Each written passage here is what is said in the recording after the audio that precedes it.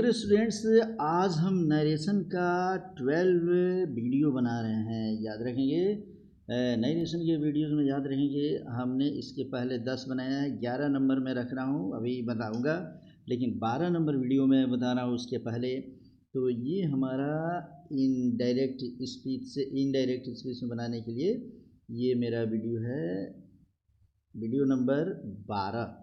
12 number videos है ये, याद रखेंगे। 11th नंबर वीडियोज़ को मैं अभी थोड़ा सा रोक के रख रहा हूँ, उसमें कुछ और सारी चीज़ें मुझे जोड़नी है, तो इसे पढ़ेंगे हम।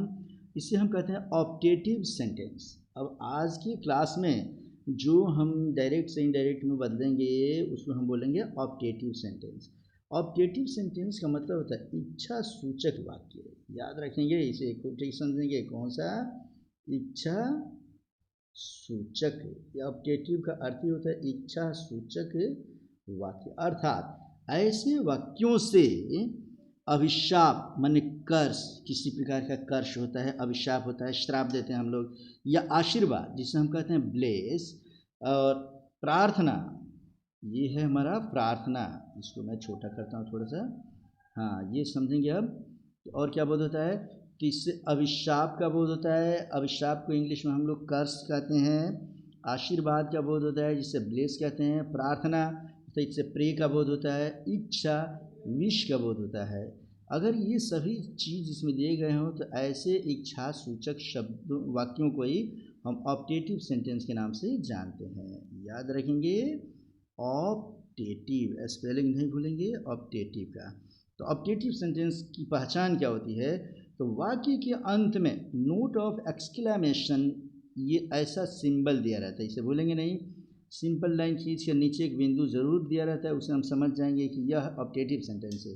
और ये वाक्य प्रायः मे से प्रारंभ होते हैं। मे नो योर नेम प्लीज जैसे करके जो हम पूछते हैं, तो उसी प्रकार, लेकिन इसमें हम मे से प्रयोग करेंगे, शुरुआत करेंगे, और लास्ट में अगर मे से शुरू करते हैं वाक्य को, लास्ट में विस्मयादिबोधक चिन्ह नोट ऑफ एक्सक्लेमेशन देते हैं, तब हम समझ जाएंगे ऑप्टेटिव सेंटेंस है।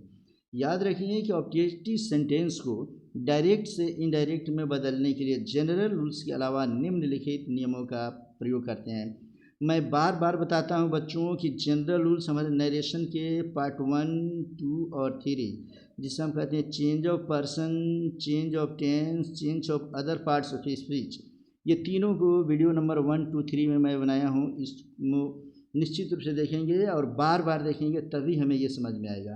तो इसको बनाने का जो रूल्स है, उसको पहला रूल ये कहता है कि रिपोर्टिंग वर्ब को अर्थ के अनुसार ब्लेस, अगर आशीर्वाद है तो ब्लेस, अभिशाप है, श्राप है तो कर्स का प्रयोग करेंगे, प्रार्थना है तो प्रे का प्रयोग करेंगे, और कोई इच्छा हो तो विश में बदल देते हैं।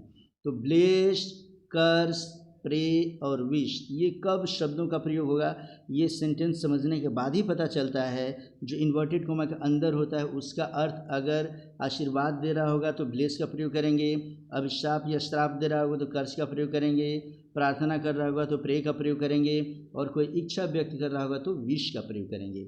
दूसरे नंबर में इन्वर्टेड कोमा को दैट में बदल दें, मतलब हम एसर्टिव सेंटेंस में भी दैट का प्रयोग करेंगे और ऑप्टेटिव सेंटेंस में भी दैट का प्रयोग करेंगे। इंट्रोगेटिव सेंटेंस में इस दोनों में दैट का प्रयोग करेंगे। इंट्रोगेटिव सेंटेंस जो मैं पढ़ाया था उसमें बताया था कि यदि इन्वर्टेड कोमा के अंदर जो वाक्य हो, अगर उसका उत्तर यस या नो में दिया रहे, तब हम उसके लिए इफ़ या वेदर का प्रयोग कर रहे थे। और अगर इफ़ या वेदर, अगर प्रश्न का उत्तर यस नो में ना होकर कुछ और हो, तो उस स्थिति में हम निश्चित रूप से इसमें से कोई भी प्रयोग नहीं करेंगे। WH ग्रुप लिख कर वाक्य को एसर्टिव बना देते थे। और फिर मैं इसके बाद पढ़ाया था बच्चों तुम्हें इम्परेटिव सेंटेंस, और इम्परेटिव सेंटेंस में मैंने बोला था कि इन्वर्टेड कोमा के लिए हम टू का प्रयोग करते हैं, लेकिन ऑप्टेटिव सेंटेंस में हम इन्वर्टेड कोमा के लिए दैट का प्रयोग करते हैं, ये भूलेंगे नहीं। और इस अलग अलग नियम है कि ऑप्टेटिव सेंटेंस को एसर्टिव में बदल देते हैं। जैसे सब्जेक्ट के बाद मे या माइट का प्रयोग करेंगे। जब भी ऑप्टेटिव सेंटेंस होगा तो मे या माइट से शुरू होगा, लेकिन जनरली हम इसको सब्जेक्ट के बाद रख लेंगे। और नोट ऑफ एक्सक्लेमेशन जो हमारा दिया रहता है, इसको समझेंगे। यहाँ पर नोट ऑफ एक्सक्लेमेशन जो दिया रहेगा उसको हम फुल स्टॉप में बदल देंगे, और अन्य किसी वर्ब का टेंस नहीं बदलता है, वैसे के वैसे लिख लेंगे। जैसे एग्जाम्पल के तौर पे हमने पहला एग्जाम्पल दिया कि ही सेड, उसने कहा, हैप्पी दिवाली, और अंत में विस्मयादिबोधक चिन्ह। जाहिर सी बात है वो बहुत खुश है और हमारी उसकी इच्छा है कि हमारे लिए भी दीपावली खुशी की बात हो, तो हम इसको बनाएंगे ही विश्ड मी, उसने मुझे कहा क्या। तो इसके बाद से डायरेक्ट हम लिखेंगे ही विश्ड मी हैप्पी दिवाली, याद रखेंगे, ही विश्ड मी हैप्पी दिवाली, उसने विश कर दिया। अब इसके बाद हम नेक्स्ट यहाँ पे देख रहे हैं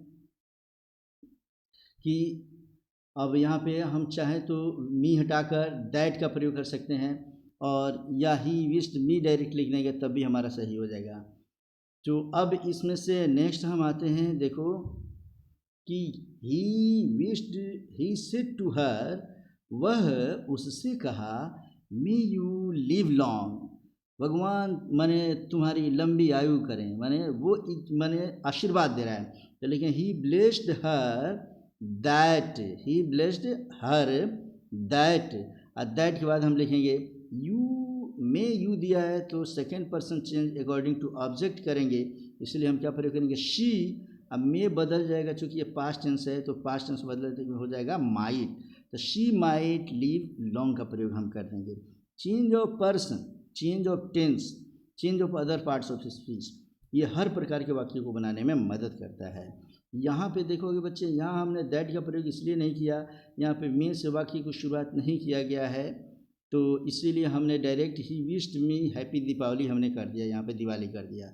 यहाँ ध्यान देंगे, अब कहता है यहाँ पर नेक्स्ट कि the mother said to her son, माँ ने अपने बच्चे से कहा, मे गॉड ब्लेस यू। जाहिर सी बात है माँ अपने बच्चे को आशीर्वाद दे रही है, तो हम यहाँ पे क्या प्रयोग करेंगे, the mother wished her son, mother की इच्छा व्यक्त की, मदर ने अपने पुत्र के लिए क्या, दैट गॉड माइट, इसको बदल देंगे, आगे का पीछे कर देंगे, ये सब्जेक्ट पहले लिखा जाएगा तो गॉड, अब मे बदल कर हमारा पास्ट टेंस के अनुसार हो जाएगा माइट, तो गॉड माइट ब्लेस हिम। इस तरीके से हमारा वाक्य सही हो सकता है। हम द विश्ड की जगह पे समझो कि ब्लेस्ड भी प्रयोग कर सकते थे। नेक्स्ट है यहाँ पर कि the woman said to me, औरत ने मुझसे कहा, मे यू डाई ऑफ कलरा, तुम कलरा से मर जाओ। जाहिर सी बात है कि कोई व्यक्ति औरत को परेशान किया होगा और वो औरत उसे श्राप दे रही है कि तू कलरा से मर जा, हैजा से मर जा, तो बनाएंगे द वुमैन, यहाँ पे सेड टू के बाद हम लिखेंगे कर्स, मैंने श्राप दिया, अभिशाप दे दिया मुझे, क्या, इन्वर्टेड कोमा के लिए हम दैट का प्रयोग कर देंगे। मे यू को बदल देंगे तो पहले लिखेंगे यू, और second person change according to object, object मी है इसीलिए हम क्या लिखेंगे आई, अब मे बदल कर चूँकि ये पास्ट टेंस में है इसीलिए हमने पास्ट टेंस में लिख दिया might, I might die of cholera. इस तरीके से ऑब्जेक्टिव सेंटेंस के सभी वाक्य हमारे कंप्लीट होते हैं बच्चों। तो अब यहाँ तक पढ़ चुके हो, अब इसके बाद का वीडियोज़ फिर मैं बनाऊँगा, तब उसको देखोगे। मिलते हैं फिर नेक्स्ट वीडियोज़ में।